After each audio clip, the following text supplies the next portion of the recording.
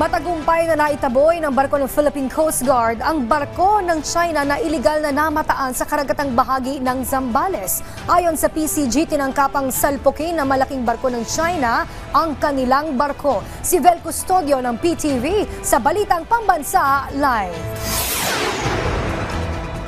Princess, patuloy na nagsasagawa ng Early Radio Challenge ang Philippine Coast Guard matapos ang dangerous maneuver ng China Coast Guard sa bahagi ng Zambales nitong Sabado.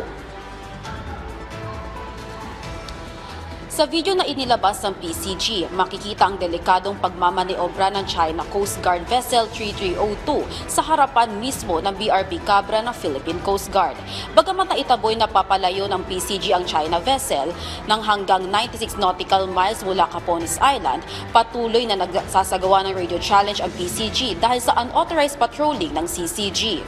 Nilabag ng barko ng CCG ang Convention on the International Regulations for Preventing Collision at Sea at kung saan permado rin ito ng China.